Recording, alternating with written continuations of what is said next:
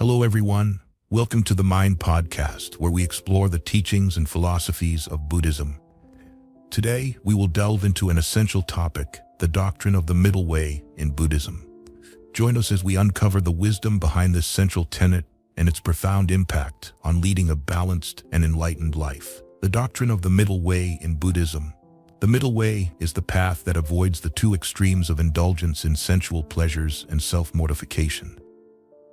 This concept emerged from the Buddha's personal experiences after living a life of luxury in the palace and undergoing 6 years of severe ascetic practices. By following this middle way, the Buddha attained enlightenment and liberation under the Bodhi tree. Since then, the middle way has not only been a fundamental principle of Buddhist living, embodying an open-minded and non-dogmatic spirit, but it has also evolved into a profound philosophical system within Mahayana Buddhism, particularly in the Madhyamaka school. Initially, the middle way was defined as avoiding the two extremes of sensual indulgence and self-mortification. Over time, it developed to mean avoiding the extremes of eternalism and nihilism, existence and non-existence, and clinging to dualistic views in general. This non-clinging attitude leads to the definition of the middle way as the Noble Eightfold Path, dependent origination, and ultimate emptiness. Naturally, each historical period has nuanced interpretations of the middle way, with differing explanations and analyses, particularly during the Mahayana period, where it received intricate philosophical scrutiny. In this article, the author endeavors to elucidate the various meanings of the middle way through the scriptures and teachings of different Buddhist sects. 1. The middle way as avoiding the two extremes of sensual pleasure and self-mortification. As Buddhists, it is common knowledge that the Buddha, Siddhartha Gautama, was a prince of the Sakya clan in the kingdom of Kapilavastu. Before renouncing his royal life, he lived a life of luxury and indulgence. The palace provided all seasonal comforts, with beautiful consorts, music, and endless feasts. Despite this, he realized that such pleasures still harbored seeds of suffering, not just for himself, but for the entire royal household and the nation. Convinced that such indulgence was not true happiness, he left the palace at the age of 29 or 19, according to some traditions, to seek enlightenment and liberation. According to the Noble Search Sutta in the Majjhima Nikaya, after renouncing his royal life, the Buddha practiced extreme asceticism under two renowned teachers of the time, Alara Kalama and Udaka Ramapuda. For 6 years, he diligently practiced severe austerities, including extreme fasting, until he was emaciated. Despite achieving the highest meditative attainments taught by these teachers, he found that such self-mortification did not lead to enlightenment or the end of suffering. Therefore, he abandoned asceticism. On his way to the Nairanjana River, he received a bowl of milk rice offered by a shepherd girl, which revitalized him. This event led him to declare the middle way, avoiding both sensual indulgence and self-mortification, as the path to enlightenment, as he explained in many sutras, including the Discourse on Non-Conflict in the Majjhima Nikaya. Avoid indulgence in sensual pleasures, which is low, vulgar, coarse, ignoble, and unbeneficial, and also avoid self-mortification, which is painful, ignoble, and unbeneficial. The middle way, realized by the Tathagata, gives vision, gives knowledge, and leads to peace, direct knowledge, enlightenment, and nibbana. In this passage, the Buddha advises the monks and all people to avoid the two extremes of indulgence and self-mortification. According to him, neither lifestyle benefits oneself or others. What is a life of indulgence in sensual pleasures? To understand this clearly, let us examine the materialist philosophy of Ajita Kesakambalā, one of the 6 non-Buddhist teachers. His views are recorded in the Samyutta Nikaya, Sutra number 154.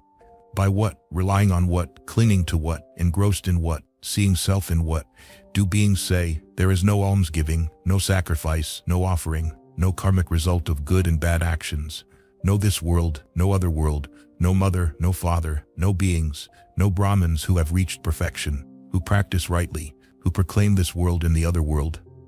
Ajita Kesakambalā, a proponent of materialism, also known as Lokayata, argued that the 4 great elements, earth, water, fire, and air, exist independently and that humans in the world are formed by these elements. He denied the existence of the soul or self, stating that death is the end, with the elements returning to their respective elements. Therefore, he believed the purpose of life was to seek pleasures and indulge in them as much as possible, without regard for moral values or consequences. This view negated almsgiving, karmic results, and afterlife, and familial and social obligations. According to the Buddha, such a perspective does not lead to true happiness and poses dangers to both the individual and society.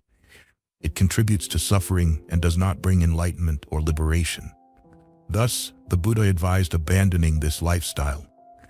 However, he did not deny the value of material enjoyment when pursued reasonably, as illustrated in the Samyutta Nikaya, Sutra number 9-12. There are three kinds of people who seek sensual pleasures, who are worldly, common folk, and lowly. Firstly, there are those who seek sensual pleasures by acquiring wealth through illegal means, not bringing happiness to themselves, nor supporting their parents, siblings, spouse, children, servants, relatives, or friends, nor do they make timely offerings to monks and Brahmins for future happiness. This is the first type of person who seeks sensual pleasures in the world. Secondly, there are those who seek sensual pleasures through illegal means to satisfy themselves and their families, but do not make offerings to monks and Brahmins for future happiness. This is the second type of person who seeks sensual pleasures. Thirdly, there are those who seek wealth through legal means, satisfying their own needs, supporting their parents, siblings, spouse, children, servants, relatives, and friends, and making timely offerings to monks and Brahmins for future happiness.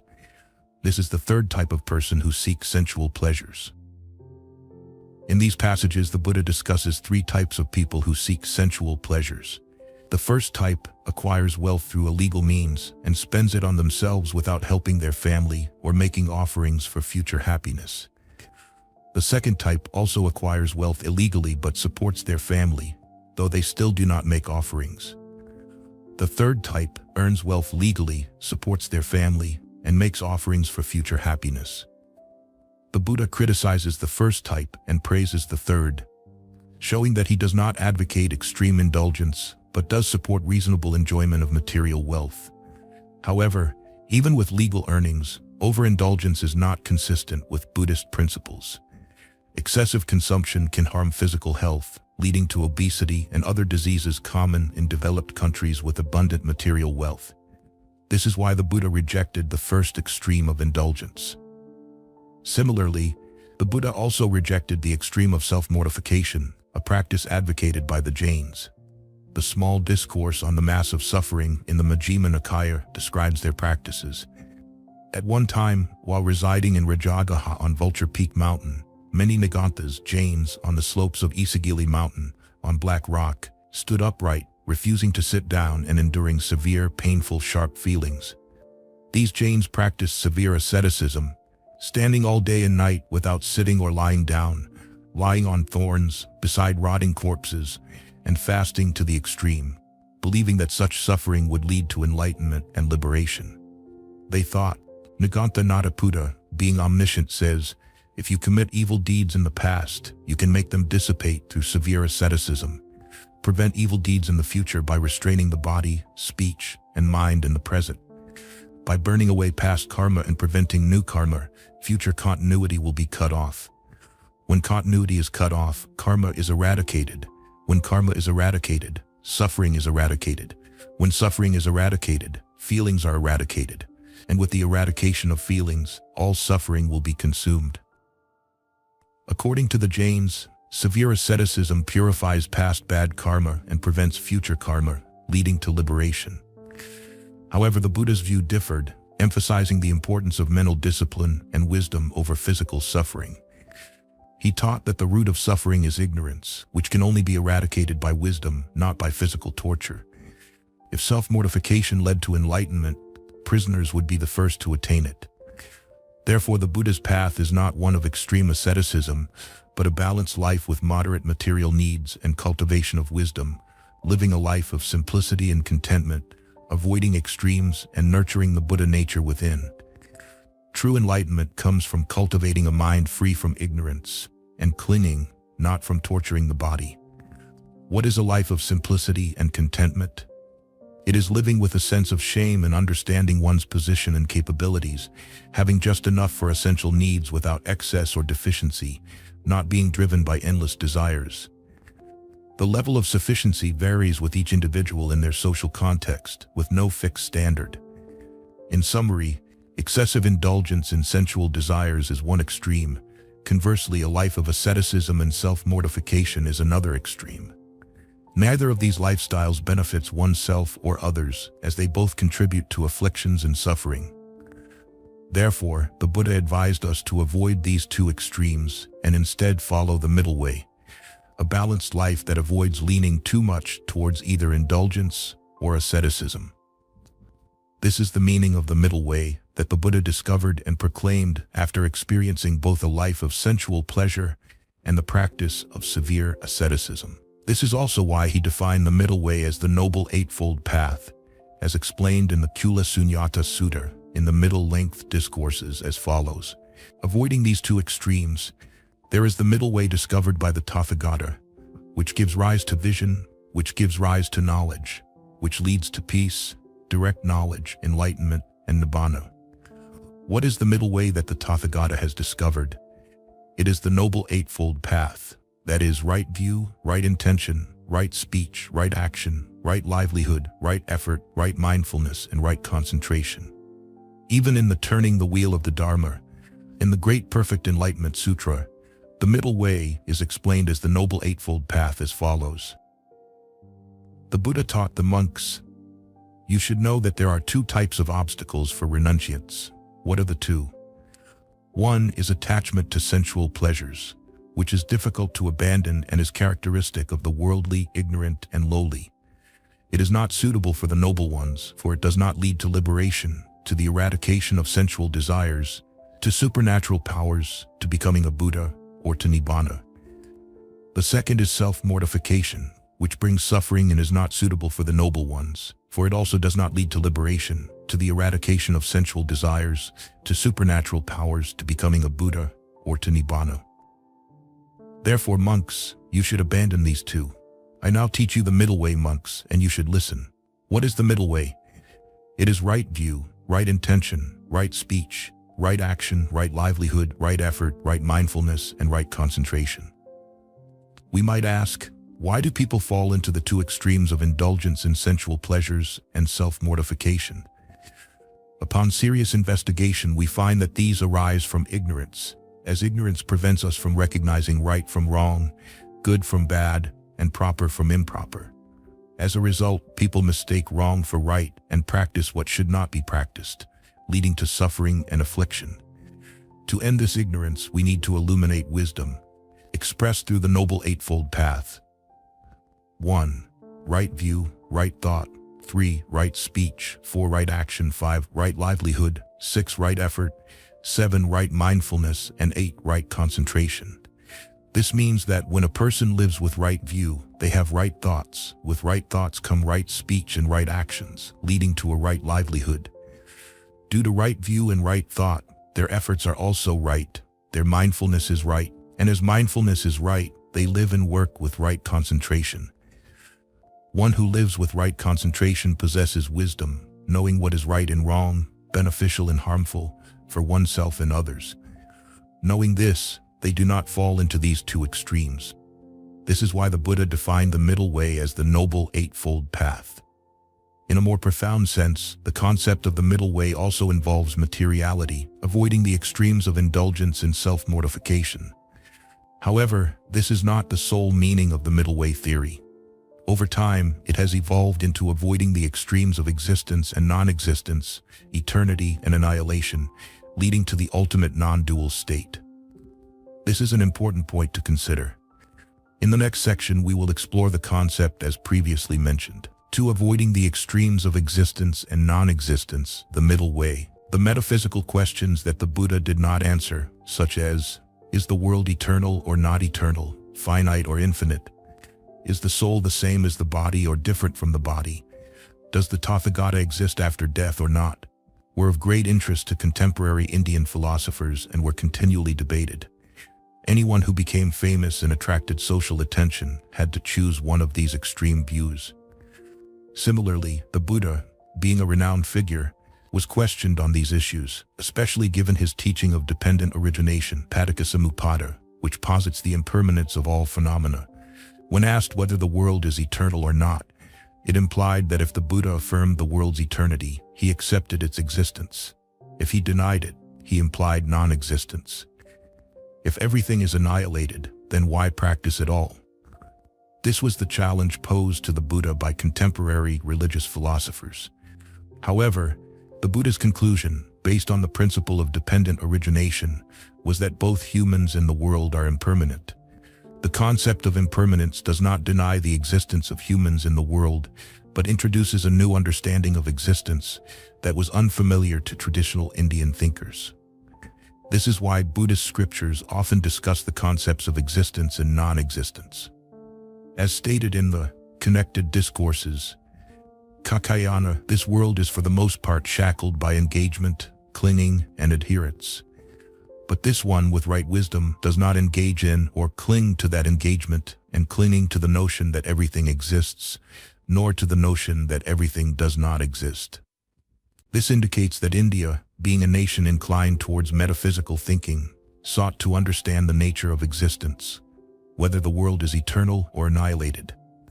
The belief that the world exists eternally is one extreme, while the belief that the world does not exist, annihilated, is another.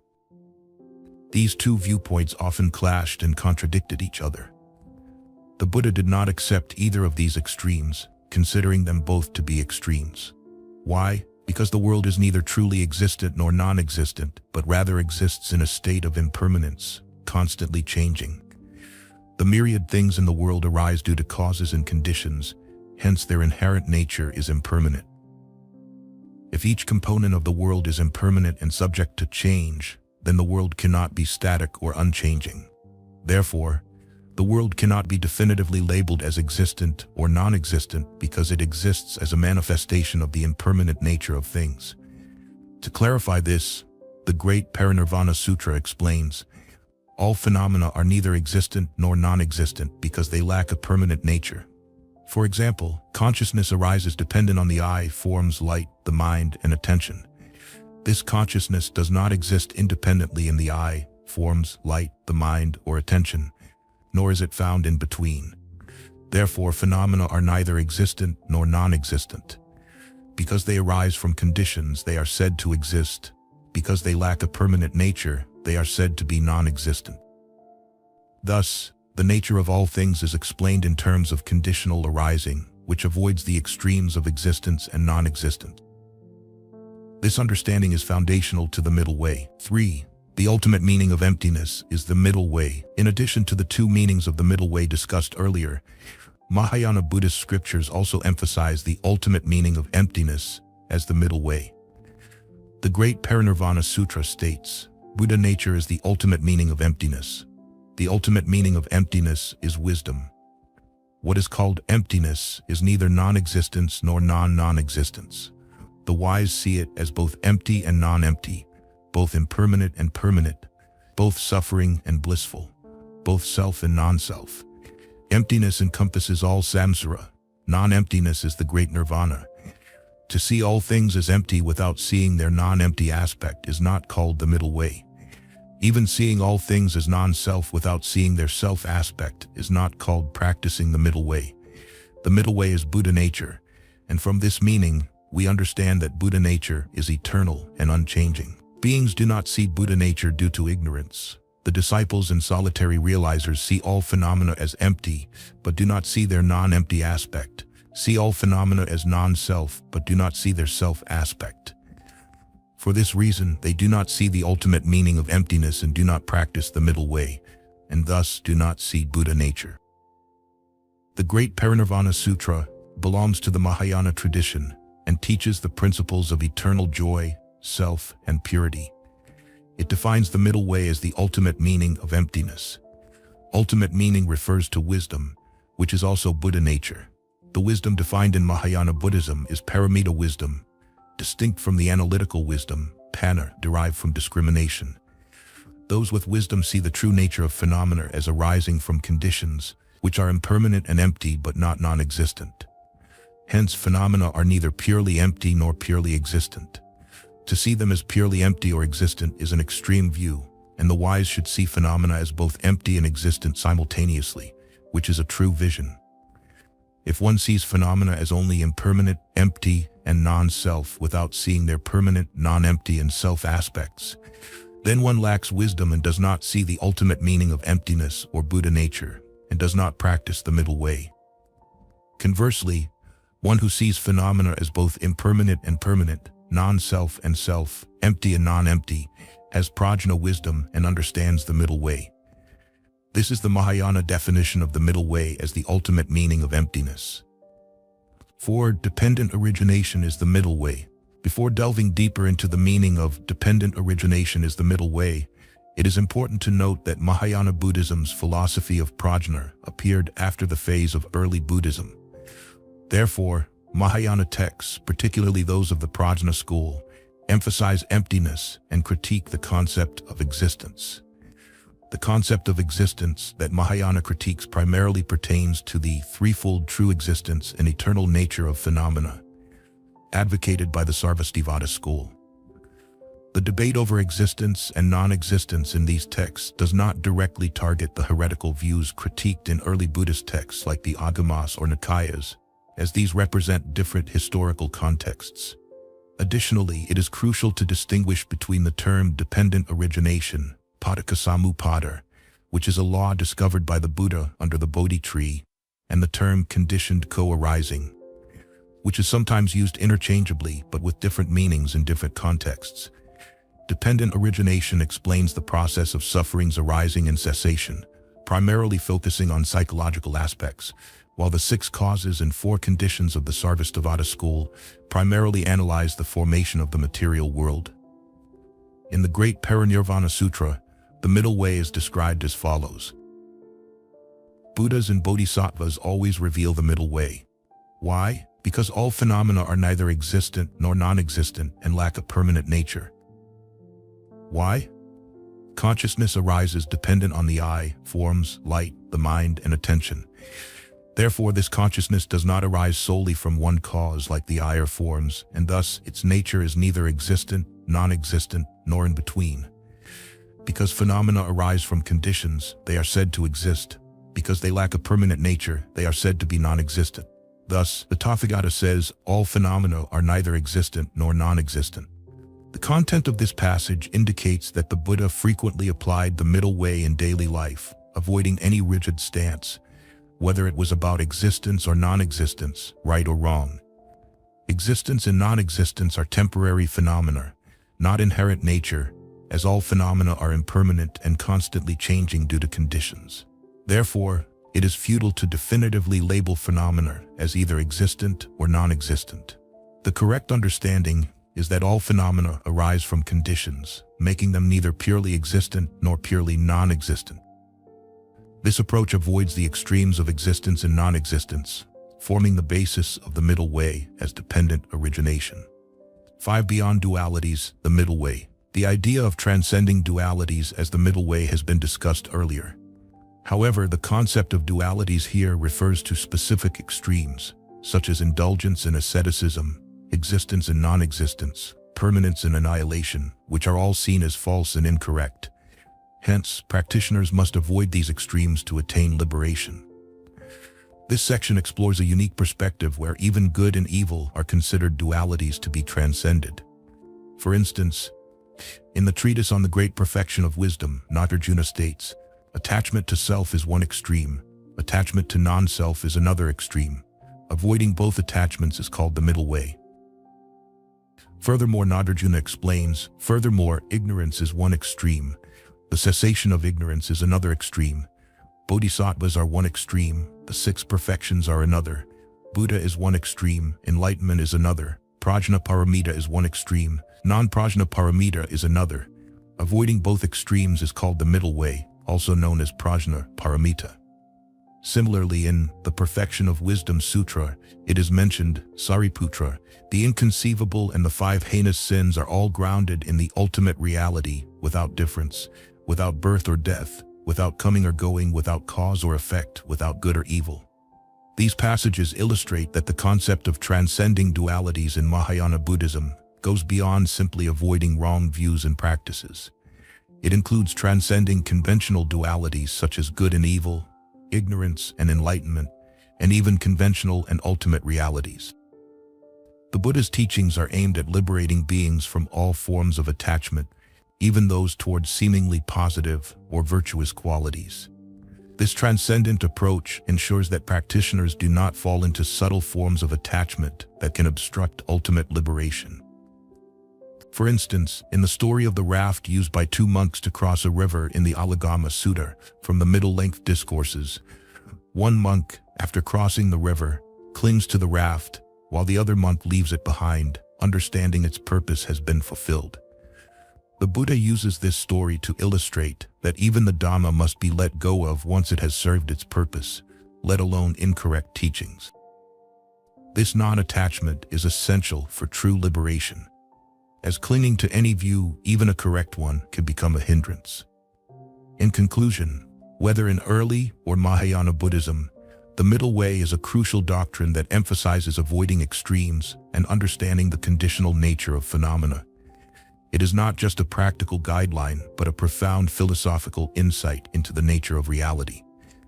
By understanding and practicing the middle way, one can avoid the pitfalls of extreme views and achieve true liberation. 6. Conclusion. The middle way is a fundamental concept in Buddhism. We learn about this doctrine through Mahayana Buddhism, particularly expounded by Nagarjuna in the Mula-Madhyama Kakarika. However, the middle way was not an invention of Nagarjuna, but was discovered by the Buddha through his own practice. As Buddhism evolved, so did the understanding of the middle way, adapting to different historical contexts and philosophical developments. In early Buddhism, the middle way emphasizes avoiding the extremes of sensual indulgence and self-mortification, as well as the extremes of eternalism and annihilationism. In Mahayana Buddhism, it also addresses the psychological aspect of clinging to any view, whether it is seen as right or wrong, good or bad. This understanding helps practitioners avoid all forms of attachment, leading to ultimate liberation. Additionally, concepts like dependent origination and the ultimate meaning of emptiness are also seen as expressions of the middle way, highlighting the conditional and impermanent nature of all phenomena. Recognizing this helps practitioners avoid the extremes of reification and nihilism, guiding them towards a balanced and liberating perspective. In essence, the middle way is a path of balance and wisdom, leading to the cessation of suffering and the realization of true peace.